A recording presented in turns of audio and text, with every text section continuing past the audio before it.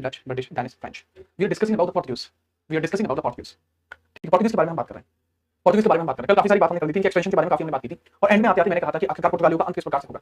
आखिरकार पुर्तगालियों का अंत किस प्रकार से होगा। तो भारत में पुर्तगालियों का दमन शुरू हो चुका था, जिसमें सबसे इंपोर्टेंट घटना 1611 में पुर्तगालियों तथा ब्रिटिश के मध्य युद्ध हुआ था, बैटल ऑफ सवाली गुजरात में हुआ था। जिसके बाद 1631 में मुगल सेना तथा पुर्तगालियों के मध्य युद्ध हुआ था, जो हुगली नदी के किनारे हुआ था बंगाल में, जिसके अंदर जीता कांग्रेस और मुगल सेना जीती थी। उसके बाद 1661 में ब्रिटिशर्स के साथ अच्छे संबंध बनाने के लिए राजनीतिक विवाह हुआ था। पुर्तगाली कैथरीन बेरेंजा की शादी हुई थी बेसिकली चार्ल्स से, जिसको दहेज में बॉम्बे पर व्यापार के अधिकार मिले। 1661 में ये इनके पास था, 1661 में इनके पास था। ठीक है, चलिए सब आपकी तरफ बारिश हो रही है क्या? हमारे यहाँ बारिश नहीं हो रही। अब तो ध्यान से मेरी बात सुनो, जिसको मॉडर्न हिस्ट्री समझ नहीं है वो सब लोग आ जाएंगे इस क्लास में। बढ़िया है ना, चलो आगे बढ़ते हैं। 1661 के बाद आगे बढ़ेंगे आप 1739। इसके बाद पुर्तगाली दमन के प्रमुख कारण लिख रहे हैं। ठीक है, इसी लाइन को आगे बढ़ा रहा हूँ। ठीक है, इसी वाली लाइन को 1661 के बाद आगे बढ़ेंगे 1739। 1739 में 1739 में अगर आप देखेंगे तो भारत में मराठों का बहुत अधिक प्रभाव था। मराठों का प्रभाव बढ़ रहा था, प्रभाव जो था बढ़ रहा था। भारत में जो मराठों का प्रभाव वो बहुत ज्यादा बढ़ रहा था। ठीक है, अब देखो भारत के अंदर मराठों का प्रभाव बढ़ने का सबसे इंपॉर्टेंट कारण क्या था। उस समय मराठों का पेशवा कौन था? 1739 में मराठों का जो पेशवा था वो कौन था? पेशवा वो था, ठीक है, बाजीराव फर्स्ट, जिनको आप जानते हैं बेसिकली इतिहास में सबसे लड़ाका योद्धा, जिसका टेन्योर 1720 से लेकर 40 के बीच में रहा था। 1720 से लेकर 40 के बीच में टेन्योर रहा था, जिनको इतिहास में बदनाम करने की कोशिश की जाती है बाजीराव मस्तानी नाम से, ये वही बाजीराव है। डायरेक्ट। तो भारत में मराठों का जो प्रभाव था वो काफी अधिक बढ़ रहा था। 1739 में एक बैटल होता है पुर्तगालियों पोर्टुगीज वर्सेस मराठा, एक बैटल होता है, और इस बैटल में मराठों की तरफ से जो कमान थी वो बाजीराव ने संभाली थी, पेशवा बाजीराव ने संभाली थी, और पेशवा बाजीराव के द्वारा जब ये कमांड को संभाला गया था, इस कमांड को जब संभाला गया था, याद रखना मराठे इस बैटल को जीत गए थे। और इसके रिजल्ट के तौर पर आप याद रखना कि बसीन जो था, बसीन एक एरिया हुआ करता था जो इनके हाथ में आ गया था। ठीक है, चलिए कौन हुआ करता था भाई, बसीन एक एरिया हुआ करता था जो इनके हाथ में आ गया। ठीक है, याद रखेंगे आप, ठीक है, बिना परेशानी के हम इस चीज को याद रखेंगे, कोई दिक्कत नहीं। किस पर कब्जा हो गया? मराठों का कब्जा किस पर हो गया था? बसीन और सिलसत पर। बसीन प्लस सिलसत स्थान है बच्चे, ये पूर्वी घाट के ऊपर स्थान है, स्थान प्लेसेस हैं, दीज आर प्लेसेस, स्थान है। इन स्थानों पर मराठों का कब्जा हो गया था, मराठों का कब्जा। जिसके बाद ईस्ट इंडिया कंपनी, जिसके बाद पोर्टुगीज कंपनी बहुत ज्यादा अप्रभावशाली हो गई। जिसके बाद पुर्तगालियों का वर्चस्व बहुत अधिक कम हो गया, बहुत कम हुआ। वर्चस्व के स्थान पर एक शब्द है साम्राज्य, अंपायर, ये भी यूज कर सकते हैं। वर्चस्व के स्थान पर एक शब्द है अंपायर यानी साम्राज्य, ये भी यूज कर सकते हैं, यानी अंपायर, ये भी यूज कर लेना बच्चे आप। अंपायर ये चीज भी आप यूज कर लेना, अंपायर यानी साम्राज्य यूज करना इसको। ठीक है बेटा, ये ठीक है मेरे भाई, इसको यूज कर लेना। अच्छा, जब ये सारी की सारी चीज आप समझ जाएंगे, आपको थोड़ी सी बात और बताता हूं। अब आप धीरे धीरे देख रहे हो जिस तरीके से पुर्तगालियों का उदय हुआ था, वो बहुत अच्छे लेवल पे हुआ था। लेकिन अब धीरे धीरे जो पुर्तगाली हैं वो खिसकते जा रहे हैं, अपनी पावर्स को कम करते जा रहे हैं, खोते जा रहे हैं। ठीक है, बहुत ज्यादा मामला खराब हो गया, बहुत ज्यादा मामला खराब हो गया। लेकिन एक बात अगर मैं आपको बताऊं कि भारत की स्वतंत्रता की बात तक भी पुर्तगाली भारत में रहे हैं, ये हेडिंग बना लो। ठीक है, इसके बाद आप हेडिंग बना लीजिए, स्टार बना के हेडिंग बनाना। परंतु भारत की स्वतंत्रता के बाद पुर्तगाली, भारत की स्वतंत्रता के बाद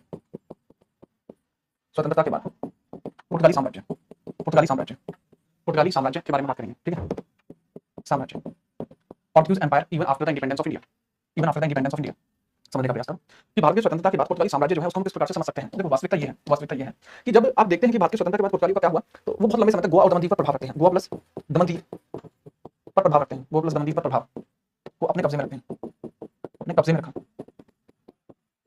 में रखा। लेकिन बात है, इन 1961 में ऑपरेशन विजय के माध्यम से गोवा और दमन द्वीप को मुक्त कराया गया, मुक्त कराया by India government, by GOI लिख रहा हूं, GOI कहीं लिखा देखने को मिलता है, मतलब गवर्नमेंट ऑफ इंडिया। ठीक है, चलिए इसके बाद अगली चीज इसमें आप लिख लेंगे, और उसी के बाद जो गोवा है इसको 1961 में पूर्ण राज्य का दर्जा दिया गया। 1987 में 56वें संविधान संशोधन के द्वारा पूर्ण राज्य का दर्जा, 25वें राज्य के रूप में पूर्ण राज्य का दर्जा दिया गया। और ये जो दमन या दीव है सर, इसको यूनियन टेरिटरी बना दिया गया था कुछ समय के पश्चात, यूटी केंद्र शासित प्रदेश, ठीक है, केंद्र शासित बना दिया गया था दमन दीव को। आज की डेट में भी दमन दीव केंद्र शासित प्रदेश है और गोवा एक राज्य है।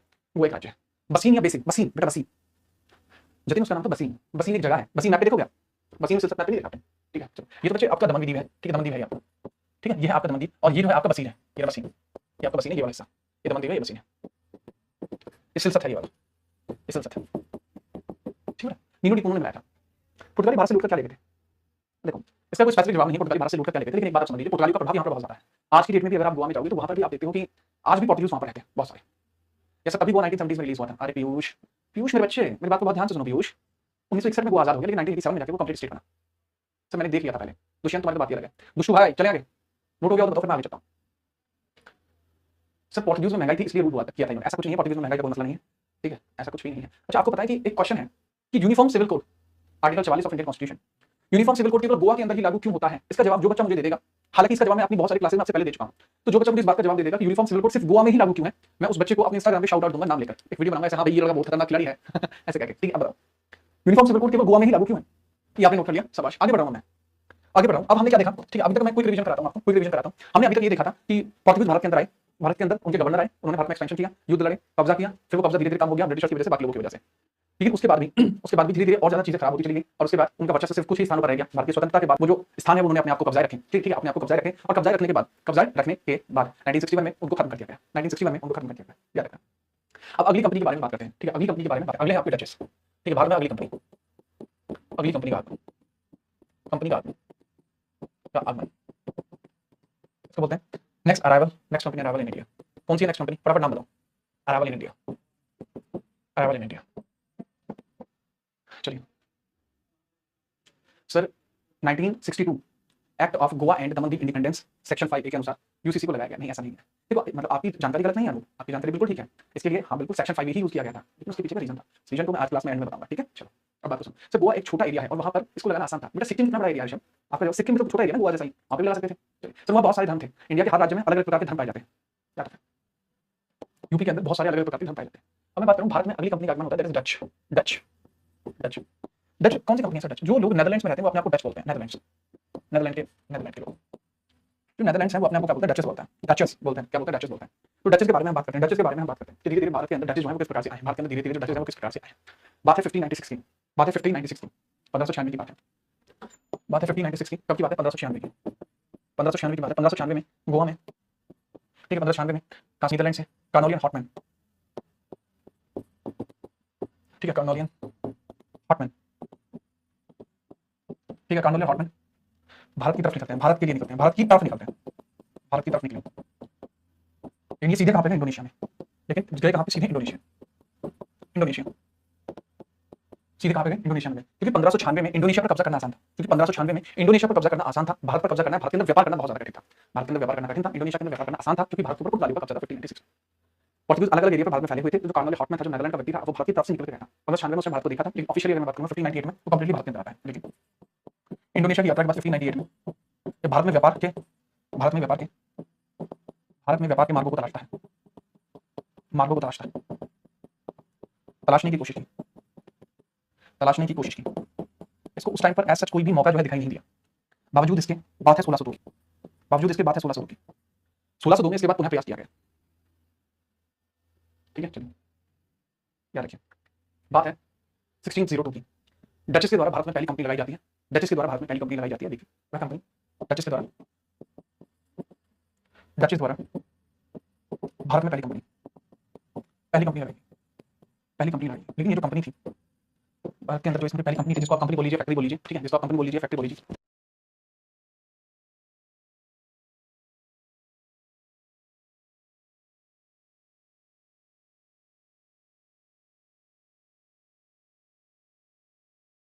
ठीक है, चलिए तो बात को समझिए। डचेस के द्वारा भारत में पहली कंपनी आई 1602 में, लेकिन ये जो कंपनी आई थी टेम्परेरी थी। कैसी थी? टेम्परेरी थी। इसलिए हम कह सकते हैं कि डचेस के द्वारा पहली फैक्ट्री 1602 में नहीं लाई गई। फैक्ट्री में क्या था बताता हूँ, फैक्ट्री में क्या था इसके बारे में आपको जैसे मैं सभी कंपनीज को दिखाऊंगा, उसके बाद में आपको बताऊंगा आखिरकार ये कंपनीज करती क्या थी भारत में। अभी शॉर्ट के लिए मैं बता देता हूँ, जो पुर्तगाली कंपनी थी वो भारत के अंदर अलग अलग प्रकार का व्यापार किया करती थी, जिसमें मसाले हैं, ठीक है, कॉटन है, तंबाकू है, ये मेनली उसके अंदर प्रोडक्ट है। नील की खेती भी जो है, नील का जो भारत के अंदर उगाने की शुरुआत करवाई थी, भारत के अंदर पहले से ही नील होता था और ये भारत की विशेष देन है, इसलिए नील को इंडिगो बोलते हैं, ठीक है। लेकिन इसको व्यापारिक तरीके से यूज करने का जो प्रावधान है वो इसके द्वारा पुर्तगालियों के द्वारा ही किया गया था, ठीक है। डचेस के द्वारा भारत में पहली कंपनी एस्टैब्लिश की जाती है 1602 में, डचेस के द्वारा पहली कंपनी एस्टैब्लिशमेंट की जाती है 1602 में। लेकिन डचेस के द्वारा जब ये एस्टैब्लिशमेंट की गई तो ये असफल रही, ठीक है, सीधी असफल रही। तो इस वजह से पहला सफल प्रयास इनके द्वारा मसूलीपट्टनम में किया जाता है 1605 में। पहला सफल प्रयास इनके द्वारा 1605 में किया जाता है मसूलीपट्टनम में, 1605 में किया जाता है मसूलीपट्टनम में। प्रथम सफल प्रयास, सफल फैक्ट्री इन्होंने कहां पे लगाई? मसूलीपट्टनम में लगाई, मसूलीपट्टनम में लगाई। मसूलीपट्टनम कहां पर बच्चे? ये आंध्र प्रदेश में है, ये आंध्र प्रदेश में है। तो याद रखना 1605 में इनके द्वारा फैक्ट्री लगाई आंध्र प्रदेश में। यहाँ से व्यापार किस चीज का किया करते थे? व्यापार से मेनली किया करते थे कॉटन का, कपास का व्यापार मेनली किया करते थे।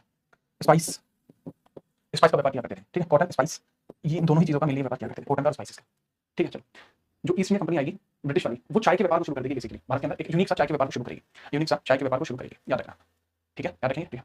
इसके बाद आपके एग्जाम में बहुत अलग अलग प्रकार के सवाल बनते हैं। मैंने वेस्ट बंगाल पीसीएस का पेपर देखा था, ठीक है, मतलब मैं वेस्ट बंगाल का पेपर क्यों नहीं देने जाऊंगा, लेकिन वेस्ट बंगाल पीसीएस का पेपर देखा था, हो सकता है आने वाले समय में क्वेश्चन आपसे भी पूछे जाए, इसलिए उन क्वेश्चन को मैं आगे वाले पेज में दिखा रहा हूं। इन चीजों को समझ लीजिए क्या हुआ है। कॉर्नेलियो हॉटमैन का एक आदमी जो भारत की तरफ निकला था, सीधा इंडोनेशिया गया। इंडोनेशिया में उसको व्यापार की जो चीजें थी वो नहीं तलाश पाई, इस वजह से वो वापस 1598 में भारत आया। भारत में व्यापार के मार्गों के लिए तलाशने की कोशिश की, जिसके बाद 1602 में डचेस द्वारा भारत में पहली फैक्ट्री लगाई गई, लेकिन टेम्परेरी थी। टेम्परेरी यानी अस्थायी थी। कैसी थी? अस्थायी थी, अस्थाई थी। इसी वजह से स्थायी फैक्ट्री के द्वारा 1605 में लगाई जाती है। प्रथम सफल फैक्ट्री है जो मसूलीपट्टनम में आंध्र प्रदेश में लगाई जाती है। स्पाइसेस का मतलब होता है मसाले, मसाले। नोट होते बताइएगा, ठीक है, नोट होते बताइएगा।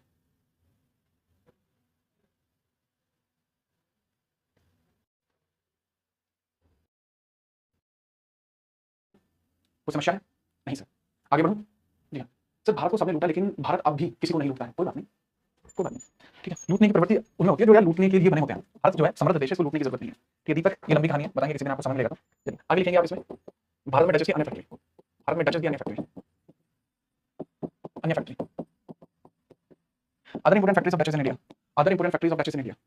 ठीक है चलिए, ठीक है चलिए, समझ में आई बात? भारत में डचेस की फैक्ट्री, ठीक है। ऋषु भाई आपका सवाल का जो जवाब है वो ठीक है, इसके बारे में बाद में बात करूंगा, इस पर ध्यान दो, ठीक है। चलो भारत में डचेस की जो अन्य फैक्ट्री उनके बारे में बात करते हैं।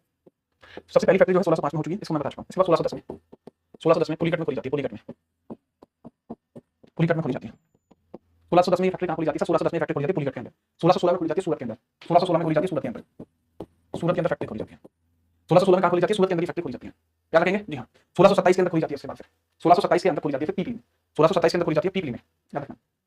1627 में खोली जाती है पीपली में, पीपली में खोली जाती है।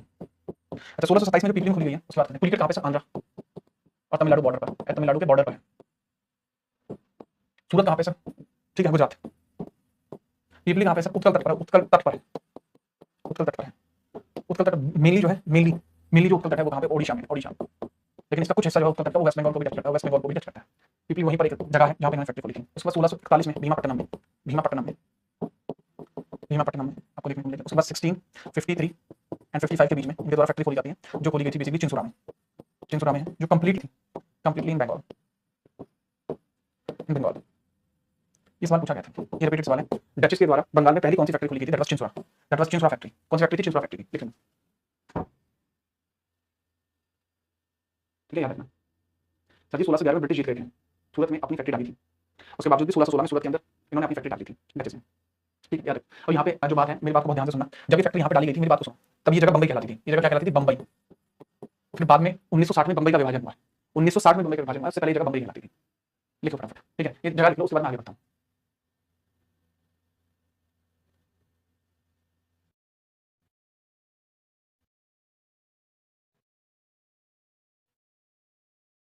मैक्सिमम कितनी क्लासेस होंगी मॉडर्न में? अभी उसका जवाब जानना आपके लिए उपयुक्त नहीं है, अभी आप ये समझ लीजिए। सर लास्ट नहीं समझ आ रहा बेटा, इसका नाम चिंसुरा है, जो एक फैक्ट्री थी जो बंगाल के अंदर स्थापित की गई थी, जो बंगाल के अंदर स्थापित की गई थी, उसका नाम था भीमापट्टनम। कहां है? आंध्रा में है, भीमापट्टनम आंध्रा में है। सर ऑप्शन में क्या आएगा? बंबई या सूरत? मेरे बच्चे ऑप्शन में सूरत आएगा। बंबई तो प्रांत हुआ करता था उस समय, बंबई तो उस समय प्रांत हुआ करता था। मोहन देखो, आपके दिल्ली पुलिस में अगर 82 नंबर आ रहे हैं और आप जनरल कैटेगरी से हैं, आप सेलेक्ट होंगे या नहीं होंगे, देखो इस बारे में तो दिल्ली पुलिस का जब मेरिट लग जाएगी उसके बाद ही पता चलेगा। अभी तो एग्जाम ही नहीं हुए सभी बच्चों के, अभी तक आंसर की नहीं आई है, मैं कैसे बताऊं आपको होगी नहीं होगी। मेरी बेस्ट विशेष आपके साथ है, मैं खुद चाहता हूं कि आपका सिलेक्शन हो और आप जरूर मिलने के लिए आए, ठीक है।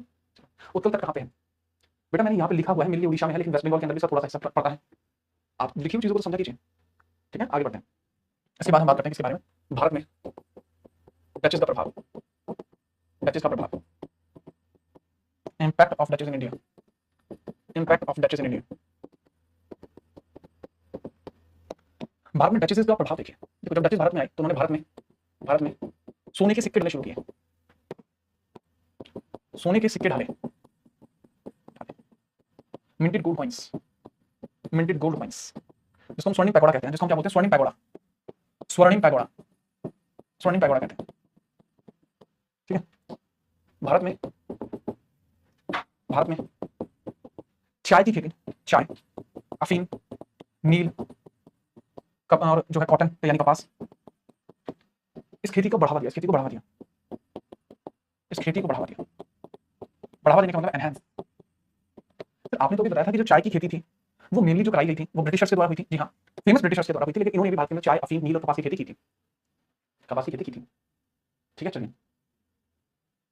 ठीक है भाई, याद रखना, ठीक है सर। आज डाउन लग रहे हो आर्यन, तुम्हें पता नहीं है कि यार भाई जी में दिक्कत है, वो पता नहीं यार तुम ऐसी बात करते हो। आर्यन अगर ऐसी बात नहीं, मैं भला भी फेंक के मार सकता हूँ आर्यन में। आर्यन अगर दोबारा से मैंने सुना कि आपने मुझसे कहा कि सर आप डाउनलोड लग रहे हो तो फिर देखियो, फिर पता लग जाएगी, ठीक है। इसको नोट करो फटाफट से, ठीक है। चलो खेती करने को एग्रीकल्चर कह लो, हार्वेस्टिंग कह लो, जो कहना चाहिए। लेकिन इसके बाद मेनली अगर मैं बात करूं, इनका भी धीरे धीरे दमन हो गया। इसके बाद में डचेस का दमन भारत में हो गया, इसके बाद में डचेस का भारत में दमन हो गया, इसके बाद भी भारत में डचेस का दमन हो गया, इसके पीछे का रीजन समझिए। डचेस का भारत में दमन कैसे हो गया? डिक्लाइन। अब डचेस का भारत के अंदर डिक्लाइन कैसे हो गया वो बता, वो मैं आपको बताता हूँ। तो डिक्लाइन होने के पीछे जो सबसे बड़ा रीजन यहाँ पे रहा था वो रहा था 1759। ठीक है, ईयर लिखा है, ईयर के बारे में बताऊंगा, लेकिन डचेस का जो मेन रीजन था ब्रिटिश ईस्ट इंडिया कंपनी से competition. Main reason British East India Company का बढ़ता प्रभाव, ब्रिटिश ईस्ट इंडिया कंपनी का बढ़ता प्रभाव, ईस्ट इंडिया कंपनी का बढ़ता प्रभाव, ब्रिटिश ईस्ट इंडिया कंपनी का जो बढ़ता प्रभाव था उसकी वजह से ये सफर नहीं कर पाया, उसकी वजह से सफर नहीं कर पाया। चलिए कोई दिक्कत नहीं है। बहुत बढ़िया भाई आर्यन, यार बढ़िया बालक हो। आज से आपको इस क्लास के अंतर्गत नियुक्ति पत्र दिया जाएगा और आज से आप इस क्लास के अंदर आप कहलाएंगे क्लास के अंदर हमारे उत्तरी, कहां के आर्यन, किस जगह के आप, किस जगह के रहने वाले, फिर मैं आपको एक पद भी देता हूं फटाफट से। 1759 में क्या हुआ था मुझे बता दो। वेदरा का युद्ध हुआ था 1759 में। 1759 में क्या हुआ था? वेदरा का युद्ध हुआ था ब्रिटिश और डचेस के बीच में। वेदरा का युद्ध हुआ था। इस युद्ध को कई सारे नामों से जाना जाता है। आपकी बुक में इसका नाम सिर्फ वेदरा का युद्ध है, आपकी बुक में सिर्फ एक चीज लिखी हुई है वेदरा का युद्ध, लेकिन वास्तविकता में इसके बहुत सारे नाम हैं। पहला जो नाम है इसका वेदरा का युद्ध है। इसके अलावा बैटल ऑफ चिंचोला भी बोलते हैं, बैटल ऑफ हुगली भी बोलते हैं, या तो इसके अलावा चिंचोला बैटल होगा, सेम नाम है चिंचोला युद्ध, या हुगली युद्ध। हुगली युद्ध हुगली नदी के पास हुआ था इसलिए हुगली युद्ध बोलते हैं। ठीक है, चलो इसके अंदर किस किस मध्य हुआ था? British versus duchess, British versus duchess के मध्य ये युद्ध हुआ था। ब्रिटिश वर्सेस डचेस के मध्य ये युद्ध हुआ था। ठीक है, याद रखना। इस युद्ध का रिजल्ट क्या निकला? ब्रिटिश इस बैटल को जीत जाते हैं, won the battle. British won the battle, won the battle, और इस बैटल को ये जीत जाते हैं। रिजल्ट निकलता है डचेस को भारत छोड़ना पड़ता है, डचेस को भारत छोड़ना पड़ता है। रिजल्ट डचों के द्वारा डच अपना व्यापार ब्रिटिशर्स को सौंपकर भारत से चले गए, ब्रिटिश को सौंपकर भारत से चले गए, भारत से चले गए।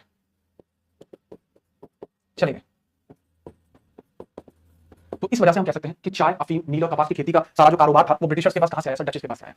शाहजहांपुर उत्तर प्रदेश, नियर बाई बरेली, लखनऊ से 200 किलोमीटर। ठीक है, चलिए बहुत बढ़िया। आज से आपको बताया जाता है शाहजहांपुर का सेनापति बना दिया जाता है। आपका नाम सेनापति शाहजहांपुर है। ठीक है, आगे याद रखना। चलो भाई, शाहजहांपुर के सेनापति, चलो सेनापति साहब चलिए और बताओ कैसे हैं आप? ठीक है, याद रखें, इसको याद रखें। आर्यन बढ़िया लगा नाम, अच्छा आर्यन। तो मतलब आर्यन मतलब आपका नाम आर्यन क्यों रखा गया? आप बचपन में लोहा खाते थे? चलो नोट करो, फिर बताता हूँ। ठीक है, चलिए। लो बच्चा, यहाँ पे बैच कौन सा चल रहा है और पूछ रहा है जीडी का पेपर कब है? ये जीडी का बैच चल रहा है बेटा, हैं? हमें तो फरवरी मार्च में भाई जीडी का। अब ये जीडी के लिए थोड़ी पढ़ रहे हो यार। डचेस भारत में देखो, सबसे पहले मैं बताया पुर्तगाली भारत में आई, ये पुर्तगाली का जहाज है। ठीक है, पुर्तगाली का जहाज आया भारत के अंदर, ये राज करा इसने, करा, ठीक है, चला गया। उसके बाद डचेस आई और वो यहाँ से निकल गए। ठीक है, चलिए डचेस आई, सब निकल गए। ठीक है, चलिए तो थाना अध्यक्ष बना दो। ठीक है, आज से आपका नाम होगा आयरन थाना अध्यक्ष। ठीक है, चलिए सर इनको स्वर्ण पैगोडा ही नाम क्यों दिया? जतिन आपको जतिन ही नाम क्यों दिया? जतिन नाम क्यों दिया? पर चलो छोड़ो, इसमें बताओ स्वर्ण पैगोडा नाम क्यों दिया? स्वर्ण जो पैगोडा शब्द है ये तेलुगु भाषा का शब्द है। ये जो पैगोडा शब्द है तेलुगु भाषा का शब्द है, तेलुगु भाषा का शब्द है। इन्होंने इसको नाम पैगोडा इसलिए दिया था क्योंकि ताकि ये सोने के सिक्के जो है भारत के अंदर अधिक वैधता के साथ चले। इनका जो मिली कंट्रोल था वो आंध्र प्रदेश के रीजन पे था, इस वजह से इन्होंने इसको नाम पैगोडा दिया, तेलुगु भाषा का था इसलिए दिया था। ठीक है, चलिए ठीक है, चलिए क्लियर मामला? हाँ जी, आगे बढ़ूं जी। ठीक है, उसके बाद तीसरी कंपनी देखिए, अब थर्ड कंपनी देखिए। थर्ड कंपनी आप देखेंगे। तीसरी कंपनी कौन सी है sir? British East India company, British East India company, India company. अब मेरी बात को बहुत ध्यान से समझना। ब्रिटिश ईस्ट इंडिया कंपनी भले ही थोड़ी है, लेकिन थोड़ा सा मेरी बात को समझने का प्रयास करना। बेटा ये जो कंपनी आई है ना भारत के अंदर 1602 में डचेस के द्वारा, यहाँ पे भी कंपनी की स्थापना हुई है। यहाँ पे जो इन्होंने बनाई थी वो बनाई थी यूनाइटेड ईस्ट इंडिया कंपनी। यहाँ पे जो कंपनी थी वो थी यूनाइटेड ईस्ट इंडिया कंपनी। यहाँ 1605 में उन्होंने कंपनी लगाई थी, उसका नाम था Dutch east India company, duchess east India company, east India company. यहाँ इसका नाम डचेस ईस्ट इंडिया कंपनी, यहाँ इसका नाम यूनाइटेड ईस्ट इंडिया कंपनी, और यहाँ पे इसका नाम ब्रिटिश ईस्ट इंडिया कंपनी। याद रखना ईस्ट इंडिया कंपनी क्यों रखा जाता था। ठीक है, चलिए ईस्ट इंडिया कंपनी नाम क्यों रखा जाता था? देखो मैं बात बताता हूँ, मामला क्या है। आपने कभी मैप देखा इंडिया का? देखा ही होगा। ठीक है, मैं तो यही मान के चलता हूँ। तो अब मैं आपको जीआई टैग मैप बना के दिखाता हूँ, पूरा बहुत बड़ा मैप, जिसे देखने के बाद कम से कम तुम 2-3 बार तो डर जाओ। ठीक है, चलो ये चलो इंडोनेशिया। ठीक है, मान के चलो यहाँ पे है इंडोनेशिया आपका। ठीक है, यहाँ पे ये जो है, ये जो आइलैंड्स हैं, मान के चलो ये क्या है आपका? इंडोनेशिया। यहाँ आपका कौन है? सिंगापुर। ठीक है, मान के चलो। तो बेसिकली जो व्यापार होता था, जो अगर पूरे वर्ल्ड के अकॉर्डिंग हम देखेंगे तो इंडिया का जो है, इंडिया का ईस्ट साइड किस तरफ है सर? ये है इंडिया, ये है ईस्ट साइड, ये है वेस्ट साइड, ये है नॉर्थ साइड, और ये है साउथ साइड। तो बेसिकली कोई भी कंपनी अगर आती थी यहाँ से आती थी, इधर साइड से आती थी। ठीक है, इधर साइड से आती थी, मतलब पूरा घूम के आती थी होता है। ठीक है सर, इस तरीके से करके वो व्यापार करने की कोशिश करती थी इस पूरे एरिया में। ठीक है भाई, जिसमें बहुत सारी चीजें शामिल है। ईस्ट इंडिया से पहले इस शब्द को बोला जाता था ईस्ट इंडीज, ईस्ट इंडीज बोला जाता था। और ये जो ईस्ट इंडीज है ना, ईस्ट इंडीज जो शब्द है, इसकी जड़ बहुत पुरानी है। इसकी जो जड़ें हैं बहुत पुरानी। ईस्ट इंडीज शब्द की जो जड़ें हैं, ईस्ट इंडीज शब्द का जो जिक्र है वो 13वीं शताब्दी की एक बुक में होता है। ठीक है, इंडी इसका जो बुक होता है वो हिस्टोरिया बुक में होता है। इस शब्द का जो जिक्र है वो हिस्टोरिया बुक में है। हिस्टोरिया बुक किसने लिखी है सर? हिस्टोरिया बुक लिखी है एक ताऊ थे हमारे, ठीक है, जिनका नाम था, ठीक है, क्या नाम था? हेरोडोटस। ताऊ हेरोडोटस ने लिखा था इंडीज, और इंडीज को जब ये इंडिकेट कर रहे थे तो यहाँ पे सिंधु रिवर था, यहाँ पे सिंधु रिवर बहता था यहाँ से लेके, और यहाँ इस प्रकार यहाँ से ऐसे, ठीक है, और यहाँ से ऐसे करके यहाँ से निकलता था, क्योंकि यहाँ पे था पाकिस्तान। दूसरे कलर से बनाना पड़ेगा यार। ठीक है, यहाँ पे था बेसिकली पाकिस्तान, यहाँ से ऐसे होकर सिंधु रिवर निकलती थी, तो सिंधु रिवर के ईस्ट का जो साइड था उसको इंडीज कहा जाता था। तो मतलब इन्होंने एक ऐसी कंपनी बनाई है जो इस तरफ पूरे एरिया पे प्रशासन करेगी, मतलब इंडोनेशिया पे, सिंगापुर पे, म्यांमार पे, भारत पे, इन सभी एरियाज के लिए कंपनी रखेंगे वो, उसका नाम रखेंगे ईस्ट इंडीज। लेकिन धीरे धीरे नाम में परिवर्तन होता चला गया, ये ईस्ट इंडीज से ईस्ट इंडिया बन गया, क्योंकि इन सभी का जो व्यापार का प्रमुख उद्देश्य था वो भारत हो गया। ठीक है, वेस्ट इंडीज सेम उसी तरीके से वेस्ट इंडीज पड़ा, सेम उसी तरीके से वेस्ट इंडीज पड़ा। ठीक है, लेकिन वेस्ट इंडीज जो शब्द है वो बहुत नया शब्द है, जो इंडीज शब्द है इंडीज वो बहुत पुराना शब्द है। जिस बच्चे को मजाक लग रही हो ना बात, तो मुझे बता देना, मैं उसको प्रूफ दे दूंगा। हेरोडोटस की बुक पढ़नी पड़ेगी बस आपको। और एक बात और, शुरुआत में ये जो कंपनी थी इसका नाम ईस्ट इंडीज था ही नहीं, ईस्ट इंडिया था इस कंपनी का नाम शुरुआत में, इसका नाम ही कुछ और था। खैर अब मैं बात करता हूं ब्रिटिश ईस्ट इंडिया कंपनी के बारे में। ये 3 दिन चलेगा चैप्टर, मिनिमम 3-4 दिन चलेगा ये चैप्टर। ये जो चैप्टर है ईस्ट इंडिया कंपनी चलेगा 3-4 दिन, तो मैं इसकी शुरुआत आज कर रहा हूं, 2 दिन तो कम से कम आराम से लगेंगे। ठीक है, चलिए फटाफट नोट कीजिए, फिर आगे बढ़ते हैं। अभी तो नोट किया नहीं है, अभी तो कुछ नोट ही नहीं किया, कोई दिक्कत नहीं, बताते हैं। ठीक है, देखो होता क्या बात है, 1600 की बात है, 1600 की बात है, 1600 एडी या 1600 सीई, कॉमन एरा या एनाडोमना, जो आप लिखना चाहें आप लिख सकते हैं, क्योंकि यार आप लोगों अपने खास आदमी आप जो चाहे लिख सकते हैं। 1600 के अंदर ब्रिटेन के 50 व्यापारियों का समूह, 50 व्यापारियों का समूह, व्यापारियों का समूह यूरोप के अन्य देशों की तरह, यूरोप के अन्य देशों की तरह, अन्य देश जैसे नीदरलैंड यूरोप का था, पोर्तुगल यूरोप का था, अन्य देशों की तरह, अन्य देशों की तरह ईस्ट इंडीज में व्यापार की पेशकश करते हैं। ईस्ट इंडीज क्षेत्र में व्यापार की पेशकश करते हैं, व्यापार की पेशकश करते हैं अपनी क्वीन के सामने। ठीक है, अपने क्वीन के सामने पेशकश करते हैं। इन व्यापारियों के समूह का जो प्रमुख व्यक्ति था, इन व्यापारी के समूह का जो प्रमुख व्यक्ति था वो था जॉन लैंकास्टर, वो था जॉन लैंकास्टर। ठीक है, तो ये बेसिकली ये जो 50 लोग हैं ये जाते हैं किसके पास, क्वीन एलिजाबेथ के पास, ये जाते हैं क्वीन एलिजाबेथ के पास, एलिजाबेथ के पास। जब क्वीन एलिजाबेथ के पास गए तो क्वीन एलिजाबेथ 31 दिसंबर 1600 में एक अधिकार पत्र को साइन करती है, मोनोपोली लेटर को साइन करती है। 1600 में एक अधिकार पत्र को साइन किया, एक अधिकार पत्र साइन करती है, एक अधिकार पत्र साइन करती है, जिसके बाद भारत में जाने के लिए कंपनी का गठन किया जाता है, भारत में या फिर ईस्ट इंडिया इंडीज में जाने के लिए, उसके बाद इस क्षेत्र में जाने के लिए, ईस्ट इंडिया क्षेत्र में जाने के लिए एक कंपनी का गठन होता है, एक कंपनी का गठन हुआ। किसका गठन हुआ मेरे भाई, एक कंपनी हुआ। ठीक है, चलिए एक कंपनी का गठन हुआ। ठीक है, चलिए किसका गठन हुआ, एक कंपनी का गठन हुआ, याद रखेंगे आप जी सर। इस कंपनी का जो गठन हुआ है, इस कंपनी का जो गठन हुआ है, इस कंपनी का पूरा नाम क्या है, इस कंपनी का पूरा नाम क्या है वो मुझे बताइए, इसका पूरा नाम क्या है, इसका फुल नेम क्या है। The governors and the company for trade in east Indies, the governors and the company for trade in east Indies, the governors and the company for trade in east Indies,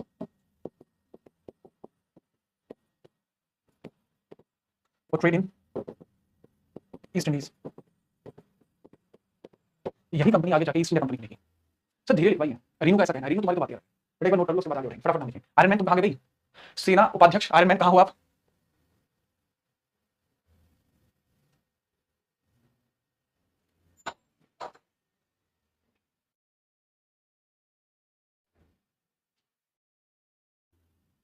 ठीक है, ठीक है चलिए, ठीक है चलो पूरा नाम देखो। इनिशियली अगर मैं इसके बारे में बात करूं, इनिशियली अगर मैं इसके बारे में बात करूं, ठीक है, इनके बारे में अगर मैं बात करूंगा तो इससे पहले इसका दूसरा नाम था जो जॉन लैंकेस्टर ने इसको दिया था, जो जॉन लैंकेस्टर ने इसको दिया था वो क्या था, जॉन लैंकेस्टर ने जिसको नाम दिया था इसी में ऐड ऑन कर रहा हूं, the governor and companies of merchant of England, of England merchant, merchants for trade in east India, for trade in east India. इस तरीके से लिखना चाहो इस तरीके से लिखना, मैंने तो 2 लिखने पड़ते हैं इसलिए मैंने आपको 1 लिख दिया। ठीक है, इंग्लैंड मर्चेंट आपको लिख दिया। समय समाप्ति की घोषणा होती है, इसके बाद इसके बारे में हम कल बताएंगे। गौरव का कहना है नोट हो गया है, पारस का कहना है सर मैं भी हूं, पारस आज से आपका नाम पारस नहीं पारस देवी है।